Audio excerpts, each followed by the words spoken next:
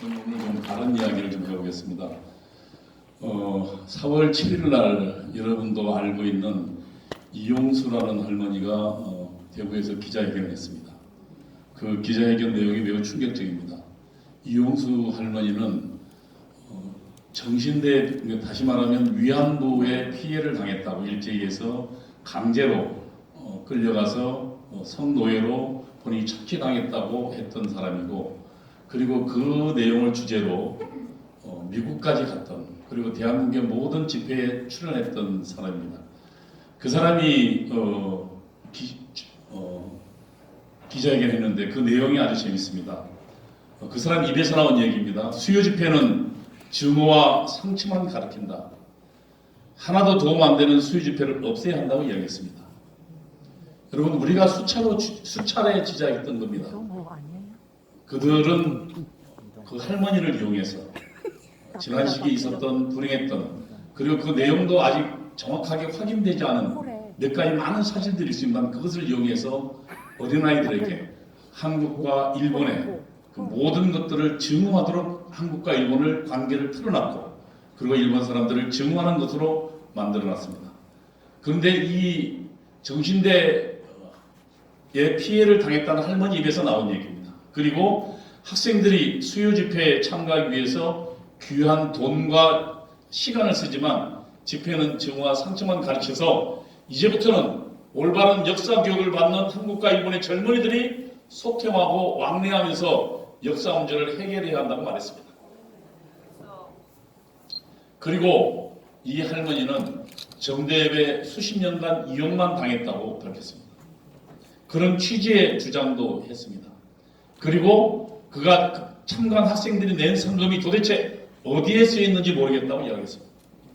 여기에 현금이 들어오는 것은 알겠는데 그 기금이 들어오면 할머니를 위해 써야 되는 거 아니냐? 그런데 한 번도 쓴 적이 없다고 이야기했어요.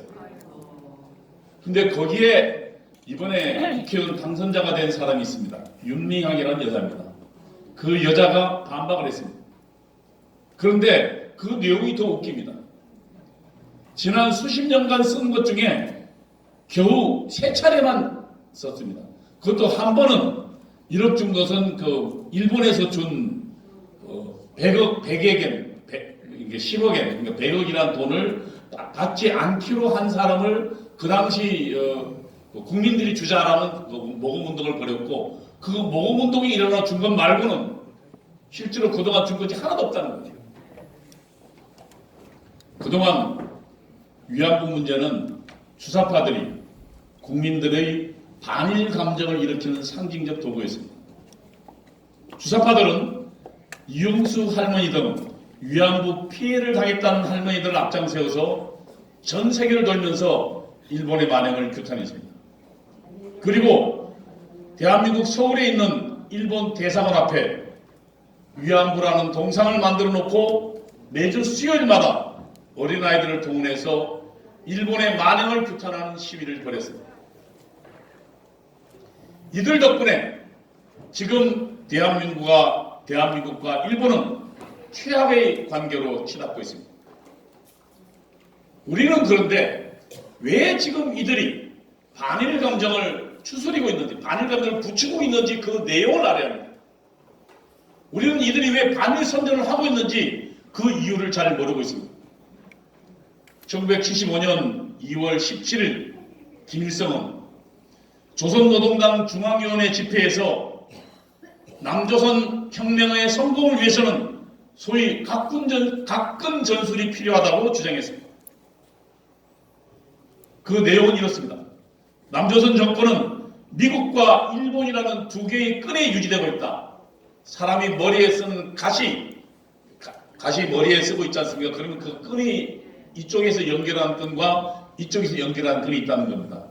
그래서 만약에 이 끈 중에 하나만 잘 나가면, 바람이 불면 날아가듯이 남조선 정권도 미국과 일본이라는 끈 중에 하나만 잘 나가면 무너진다고 주장했습니다.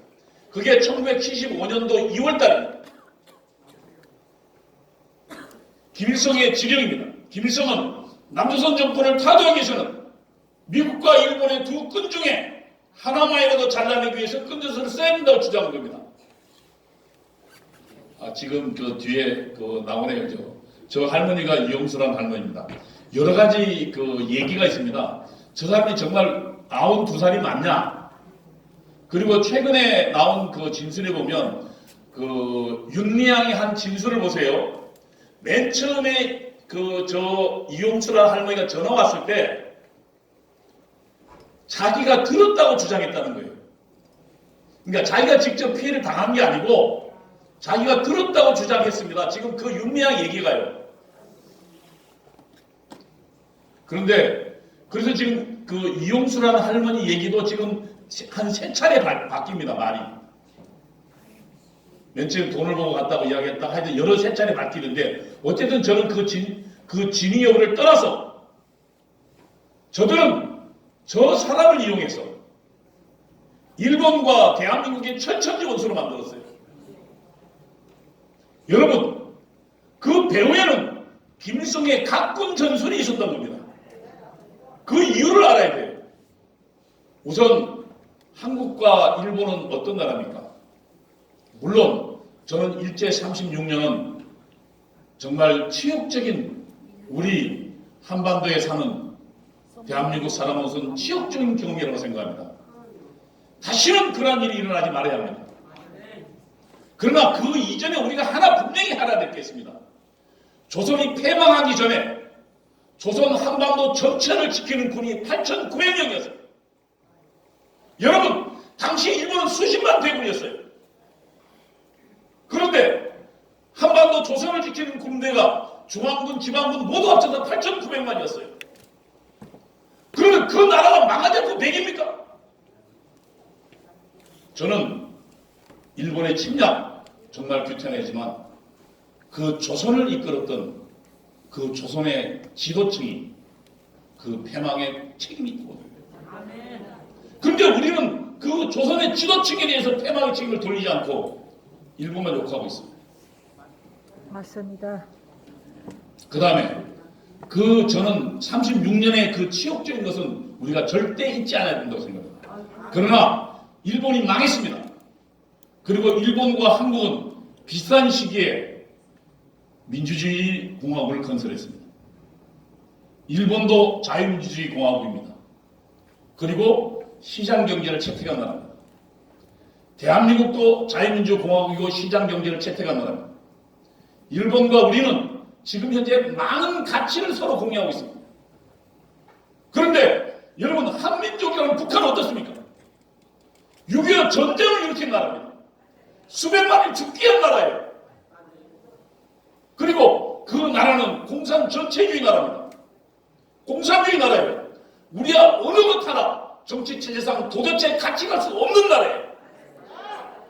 그런데 남한의 주사파들은 이 북한과 무조건 한민족이라서 함께 가자는 거예요. 여러분, 공산주의 나라 살 수 있습니까? 아니요. 그런데 일본과 우리는 많은 것을 공유하고 서로 경험한 나라입니다. 그 일본과 우리를 갈라놓고 있는 건데 가장 중요한 이유는 여기 있습니다. 한미동맹을 우리는 맺혀 있습니다. 그래서 작전계획 5027이라는 작전계획, 이 작전계획은 한미연합사에서 발전시켜 놓은 것입니다. 만일 북한군이 지금 그 대한민국을 침범하면 이렇게 됩니다. 90일간 주한미군하고, 지금 현재 주한미군 있지 않습니까? 주한미군과 우리 한국군이 90일간 버팁니다. 그러면 그 사이에 미국 본토에서 69만 명의 지상군이 날아옵니다. 그리고 2,000대의 최첨단 항공기가 날아옵니다. 그리고 항모를 비롯한 200대의 함선이 날아옵니다. 그래서 북한으로 진격하도록 되어 있습니다. 여러분, 만약에 북한이 대한민국을 침범하려면 세계 최강의 미국과 전쟁을 벌여야 합니다. 맞습니다. 북한 입장에서는 어떻겠습니까? 북한은 나라의 국시가 남한을 혁명화하겠다는 게 자기들의 나라의 목표입니다. 그러면 그 나라 입장에 볼 때는 지금 남한을 혁명으로 만들기 위해서는 가장 우선해야 될 게 뭡니까? 미국과 우리의 관계를 어떻게 해야 돼요? 떼어나야 돼요. 그래서 그동안 방위했잖아요. 걸핏하면 미국이 조그만 실수를 가지고 이들은 했잖아요. 광우병 있지도 않는 걸 가지고 미국이 우리를 죽이려고 한다고 했잖아요. 그래서 지금 우리는 미국과 관계가 많이 벌어져 있습니다. 그 다음에 일본은 왜 그럴까?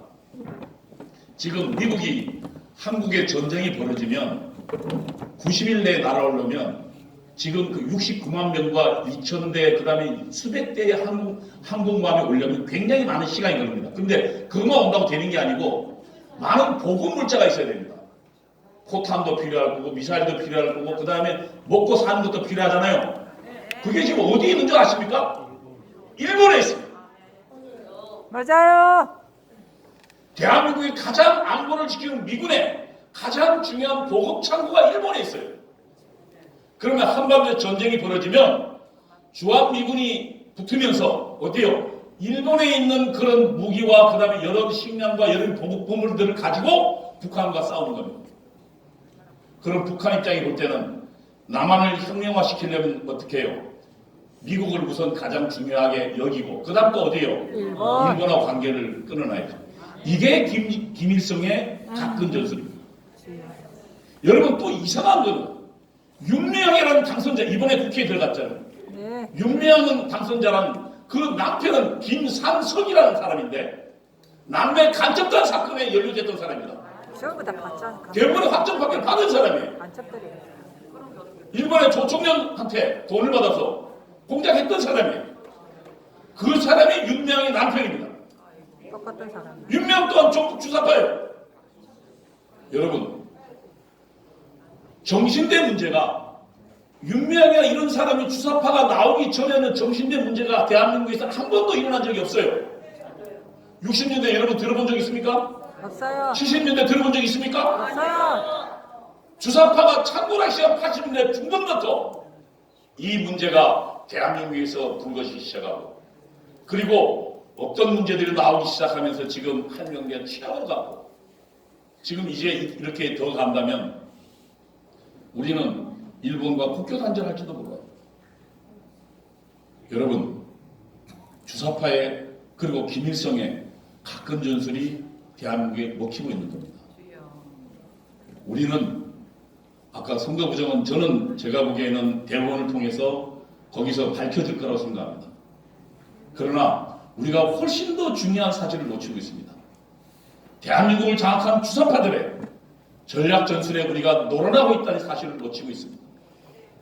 그리고 어느 날 갑자기 우리는 지금 우리의 가장 중요한 우방인 미국과 멀어지고 있고 일본과 멀어지고 있습니다. 그리고 연방제의 틀로 가고 있습니다. 우리는 그 내용을 깨닫고 그리고 우리가 깨닫고 우리가 공부하고 우리 국민들에게 그 내용을 알려야 할 것입니다. 마침 다행히도 그 내부에서 이제 균열이 일어나고 있습니다. 그리고 그들의 위선이 밝혀지고 있습니다. 윤미향이라는 여자는 아주 웃기는 여자입니다. 그 수많은 돈을 가지고 자기 딸은 미국으로 보냈어요. 그렇게 미국을 싫어하는 여자. 좌빨대서 다 미국에 보내. 이런 위선들은 대한민국 주사파 좌파들 거의 공통적으로 나타나요. 맞아요. 여러분 얇아. 이들이 지금 만드는 거짓의 가장 큰 산 중에 하나가 이 위안부 문제입니다. 앞으로 이 주사파가 만드는 거짓의 산들을 우리는 진실로 무너뜨리고 이겨내서 주사파에게 뺏겼던 우리 대한민국의 주권을 다시 되찾아와야 할 것입니다. 감사합니다.